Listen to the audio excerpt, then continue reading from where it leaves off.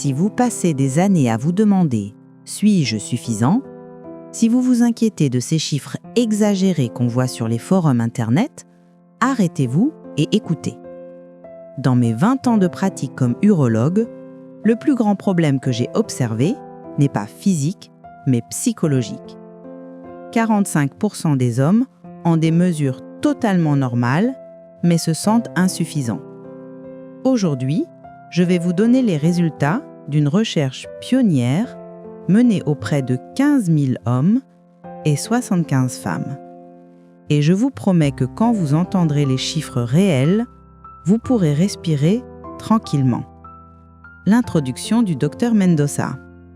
Je suis le Dr Aurélie Mendoza et aujourd'hui je vais partager avec vous les données scientifiques les plus rassurantes que vous ayez peut-être jamais entendues dans votre vie.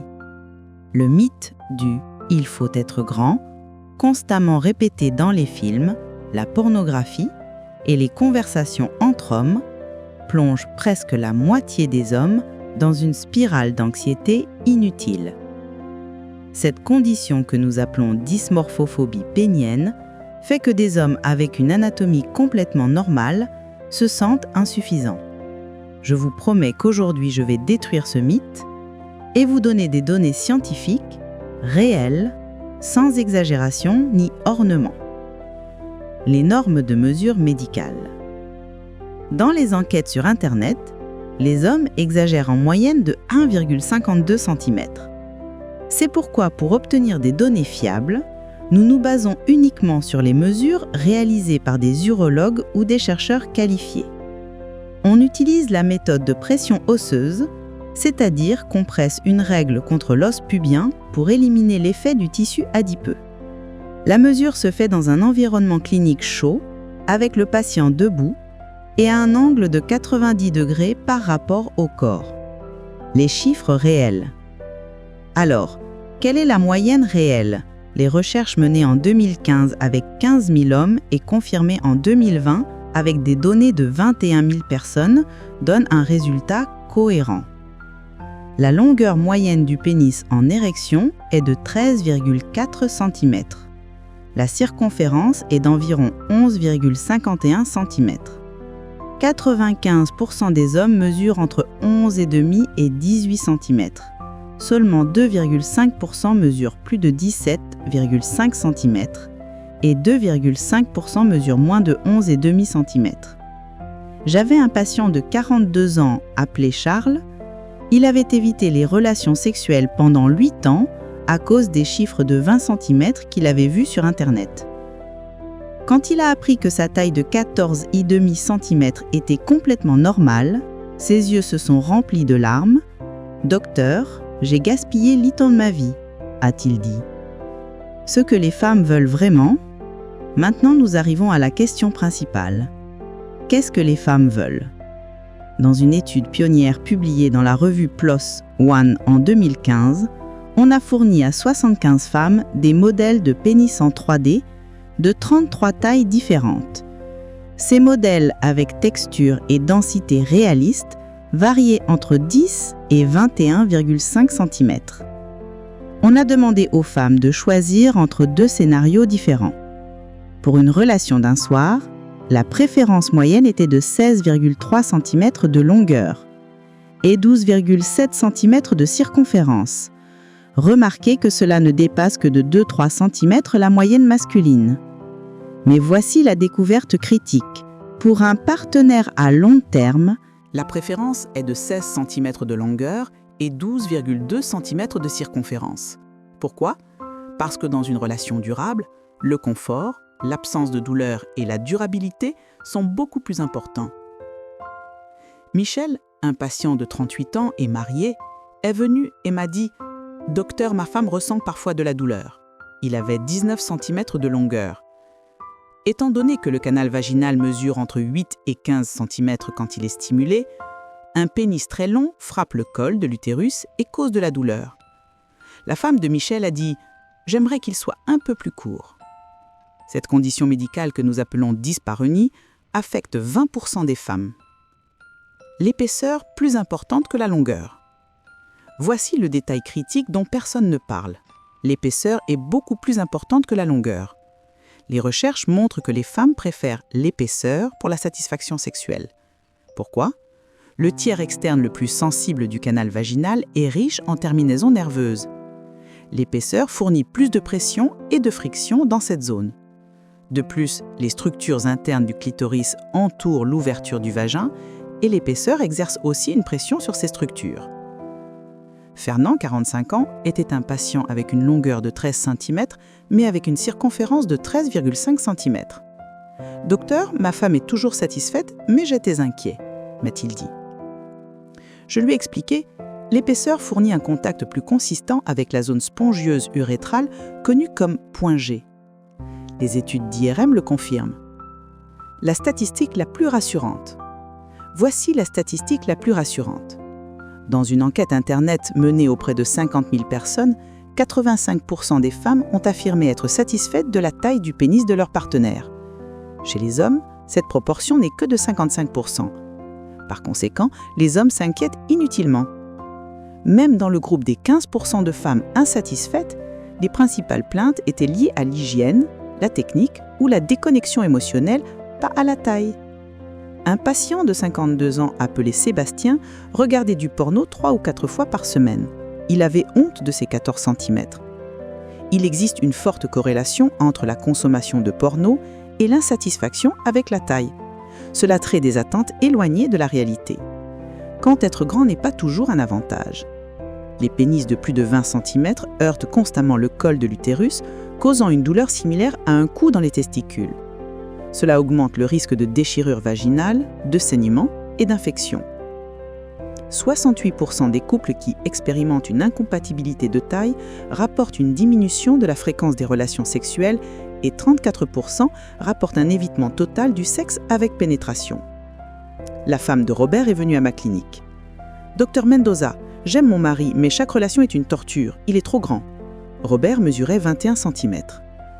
Nous avons recommandé des positions spéciales, des dilatateurs vaginaux et des relaxants musculaires. Mais finalement, le couple a réduit le sexe avec pénétration à 1 fois par mois. Ce qui compte vraiment. Alors, si la taille n'importe pas, qu'est-ce qui importe ? La science est très claire. 1. Le lien émotionnel, la confiance, la communication, la sincérité, le respect. Les femmes avec des relations émotionnellement satisfaisantes rapportent 4 fois plus de satisfaction sexuelle indépendamment des caractéristiques physiques de leur partenaire. Les études d'IRM fonctionnelles montrent que le sentiment de sécurité émotionnelle active les centres de plaisir du cerveau et fait taire les zones d'anxiété. 2. Les préliminaires. Les femmes ont besoin de 13 à 20 minutes pour atteindre une excitation optimale, alors que les hommes n'ont besoin que de 3 à 5 minutes. Entre 70 et 80% des femmes ont besoin de stimulation clitoridienne pour atteindre l'orgasme. La pénétration seule ne suffit pas. Le clitoris a 8000 terminaisons nerveuses, le pénis 4000. Le taux d'orgasme chez les couples lesbiens est de 86%, chez les femmes hétérosexuelles de 65%. La différence, le temps consacré aux activités non pénétrantes. 3. La technique et l'effort. Prêtez attention au rythme, à la pression et à la position. Les couples qui parlent de leurs préférences rapportent 32% plus de satisfaction. J'avais un patient de 48 ans, appelé Paul, avec un pénis de 12 cm. « Docteur, ma femme dit que je suis le meilleur, mais je ne le crois pas », m'a-t-il dit. J'ai parlé avec sa femme. Dans nos 20 ans de mariage, il a appris à m'écouter et à comprendre mes besoins. La taille ne m'importe pas, a-t-elle dit. L'anxiété, le vrai problème. C'est la réalité. Votre inquiétude concernant la taille est une menace beaucoup plus grande que la taille elle-même. L'anxiété de performance provoque une augmentation du cortisone, une diminution de la testostérone et une réduction du flux sanguin. Tout cela affecte directement la fonction érectile.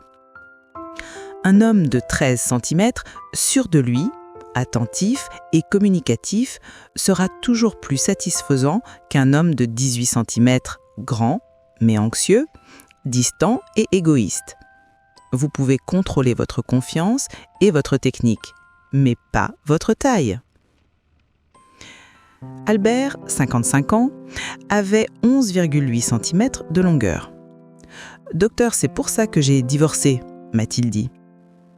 J'ai parlé avec son ex-femme. Le problème n'était pas la taille, il ne m'écoutait pas. Il se concentrait toujours sur son propre plaisir. Mon nouveau partenaire est plus petit qu'Albert, mais je suis beaucoup plus heureuse. Résumé des données scientifiques. En résumant les données scientifiques, Le tadalafil, ou Cialis, peut avoir un effet jusqu'à 36 heures, ce qui le rend particulièrement utile. Cependant, les médicaments ne sont pas quelque chose à essayer seul, étant donné qu'ils peuvent être dangereux pour les hommes avec certains problèmes cardiaques ou une pression artérielle basse. Ils doivent être supervisés par un médecin. Mon patient Ernest, 62 ans, a dit après avoir essayé le Cialis « Cela a sauvé mon mariage. Il n'y a plus d'anxiété de performance, il n'y a que du plaisir. » Si les médicaments oraux ne sont pas efficaces, il existe d'autres solutions médicales, des thérapies par injection jusqu'aux thérapies de remplacement hormonal en cas de déficit en testostérone diagnostiqué. Histoire de transformation. Voici l'histoire de Vincent, un patient de 72 ans. Il attendait 2-3 heures pour le deuxième round depuis 10 ans et l'avait accepté comme faisant partie du vieillissement normal. Je lui ai enseigné ces techniques. Pression périnéale, alimentation appropriée, exercice de Kegel, supplément de zinc. Quand il est venu à mon cabinet 3 mois plus tard, il avait les larmes aux yeux. « Docteur, hier soir j'ai été 3 fois avec ma femme. Nous sommes mariés depuis 40 ans et c'est la première fois qu'elle dit « assez ». Je me sens à nouveau comme un homme. » L'exercice du soir. Pour finir, je vais vous donner un exercice pour ce soir. Donnez-vous un léger massage dans la zone du périnée. Massez pendant 2-3 minutes avec 2 doigts en faisant de petits cercles. Cela augmentera le flux sanguin vers cette zone et peut améliorer votre performance le lendemain. Un patient de 66 ans appelé Albert le décrit comme « la partie la plus importante de ma routine nocturne. Je le fais toutes les nuits comme me brosser les dents. Et la différence est incroyable », affirme-t-il. Conclusion. En résumé, la période réfractaire est normale, mais s'allonge avec l'âge. Les hormones et le flux sanguin jouent un rôle fondamental. Vous pouvez prolonger votre premier round avec des techniques comme la pression périnéale. Renforcez vos bases avec l'exercice, l'alimentation, le sommeil et le contrôle du stress. Vous n'êtes pas cassé, vous pouvez vous adapter et le plus important, vous n'êtes pas seul dans ce voyage. Rappelez-vous, vous n'essayez pas de récupérer le corps que vous aviez à 20 ans. Vous essayez d'être dans la meilleure forme possible à votre âge actuel. Et c'est totalement possible. Je l'ai vu chez des milliers de patients. Maintenant, vous savez aussi comment le faire. Commencez demain même. Votre corps vous remerciera. Votre partenaire vous remerciera. Et le plus important, vous vous remercierez vous-même. Comme Dr Aurélie Mendoza, je vous promets que si vous appliquez ces techniques, non seulement vous réussirez le deuxième round, mais vous pourriez avoir le meilleur sexe de votre vie, parce que l'expérience, la patience et la connaissance battent toujours l'impatience de la jeunesse.